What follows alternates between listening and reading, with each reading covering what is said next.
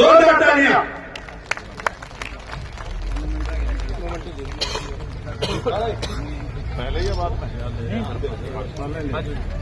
जोरदार तालियां। एक ये चंद्रशेखर भाई जी, छोटी सी निशानी है खटखट टोल की तरफ से जो आपको याद दिलाती रहेगी। आप भी एक बार वहां पर पहुंचे जब आपके बीच में भाई चंद्रशेखर।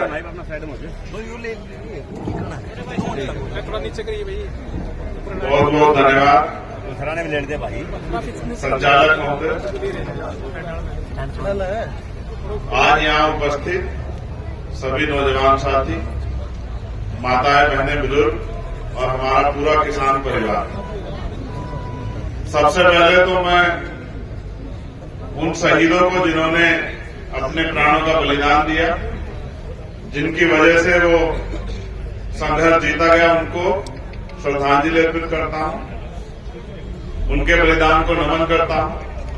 उनके साथ साथ उनके परिवारों को भी, आज हम यहाँ हैं वो हमारे बीच में हैं, या आज हम कुछ घंटे उनकी बात करेंगे, लेकिन जिन्होंने जो अपना खोया है उनको ज्यादा एहसास है। मैं उन परिवारों को भी, उन माओं को भी, उन पिताओं को भी, भाइयों बहनों को भी धन्यवाद और नमन कर उनका जो है शुक्रिया अदा करता हूं, जिन्होंने अपने परिवार के बच्चे खोए, बड़े खोए, जिनकी वजह से ये किसानों की लड़ाई जीती गई। क्योंकि ये कोई सभा नहीं है, मुझे थोड़ी सी बात आपसे कहनी है। मैंने तो जो जीवन में अपने महापुरुषों से सीखा, जिनको मैं आदर्श मानता हूं, सर छोटू राम और डॉक्टर बाबा साहब अम्बेडकर, मैं उन्हीं के रास्ते पे चलने का भरसक प्रयास कर रहा हूं। जो उन्होंने विचार दिखाए हैं उन पे चलने का प्रयास कर रहा हूं। मुझे आज भी याद है, मुल्क आजाद भी नहीं था, वो अपने अधिकारों के लिए लड़ रहे थे, और आज आजाद मुल्क में भी किसान, नौजवान, कमजोर, वंचित, शोषित अपने अधिकारों के लिए लड़ रहे हैं। ना महिलाएं सुरक्षित है, ना जवानी सुरक्षित है, ना किसान है, ना मजदूर। और मुझे लगता नहीं कि अब ये दिन बहुत नजदीक है कि एक ऐसा समाज बनेगा जो भाईचारे पर आधारित समाज। लेकिन जहां लोग बांटने का प्रयास कर रहे हैं, हम लोग जोड़ने का प्रयास कर रहे हैं। मैं ये मानता हूं, किसी भी देश को अगर गुलाम बनाना हो तो दो चीजों पे कब्जा करना बहुत जरूरी होता है। पहला, उसके बिजनेस पे। अंग्रेज जब इस देश में आए तो उन्होंने इस देश के बिजनेस पे कब्जा किया, और धीरे धीरे हम उनके अधीन होते चले गए। और दूसरा, उस देश की सेना पे। अंग्रेजों ने यही की सेना को हमारे खिलाफ खड़ी करके हमारे लोगों का शोषण किया। आज की सरकार जो केंद्र में बैठी है, भारतीय जनता पार्टी, उसने भी चंद पूंजीपतियों के हाथ में देश का सारा बिजनेस दे दिया। ऐसा दिन आएगा देश में कि आपको रोटी के लिए भी, जो पैदा आप जिस अन्न को करते हो, जिसके लिए आप मेहनत करते हो, दिन रात अपना परिवार नहीं देखते, सुख दुख नहीं देखते, चैन नहीं देखते, उस आटे को भी आपको उनके गोदामों से खरीदना पड़ेगा, उनके बड़े बड़े स्टोरों से खरीदना पड़ेगा। दूध की बोतल से लेके और दूध तक आपको वहीं से मिलेगा, आप उनके ऊपर अधीन हो जाओगे। इसलिए आज अडानी, अंबानी और तमाम ताकतों को मजबूत किया जा रहा है। सारे विरोध के बाद प्रधानमंत्री उनका साथ छोड़ने को राजी नहीं। और जिस तरह से अग्निवीर लाके, अग्निपथ लाके इस देश की सेना को कमजोर करने का काम किया, स्पेशली जो जातिगत रेजिमेंट थी, आज आपको महसूस भले ही ना होता हो, आने वाले 10-15 सालों में जातिगत रेजिमेंट से सारे लोग रिटायर होकर घर आ जाएंगे, और अग्निवीर के नाम पे जो भर्तियां हो रही हैं, आपके बच्चे वहां नहीं रहेंगे।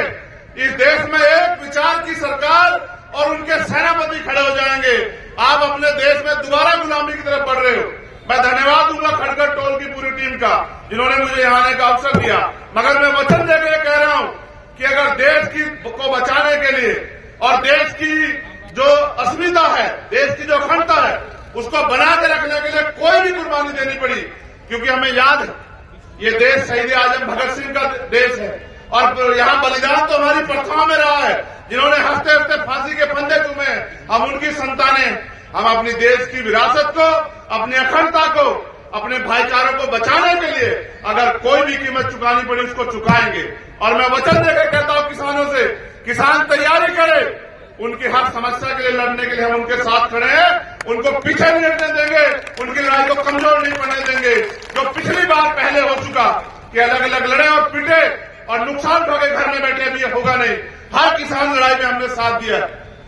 जब वहां 4 भाइयों पे गाड़ी चढ़ा दी गई, सबसे पहले जाने वाला मैं था, 7 घंटे मोटरसाइकिल चला के। इस बात के लिए नहीं कि क्या होगा, इस बात के लिए कि अगर अन्याय हो रहा है तो कम से कम मैं अपने जमीन को गवाही दे सकूं कि जब अन्याय हो रहा था मैं लड़ रहा हूं। तो मैं अपनी जिम्मेदारी को अदा कर रहा हूं। मैं धन्यवाद दूंगा पुनः परिवारों का जिनके परिवार से बलिदान हुए। हम तो नमन कर सकते हैं, उनके दुख को वही जानते हैं। उन माओं को, बहनों को नमन, उन पिताओं को नमन। और अगर आगे बलिदान देना पड़ा तो आपको खड़ा होना चाहिए, क्योंकि बिना शहादत के, बिना बलिदान के कुछ बचने वाला नहीं। बहुत बहुत धन्यवाद। आप सबके लिए बहुत बहुत मंगल कामनाएं। इस भाईचारे को बना के रखो। ये भाईचारा इस दुश्मन को हराएगा, ये भाईचारा दुश्मन के दांत खट्टे करेगा, और यही भाईचारा इनको यहां से, देश की सत्ता से भी उखाड़ के फेंकेगा। बहुत बहुत धन्यवाद। जय भीम, जय भारत, जय जवान।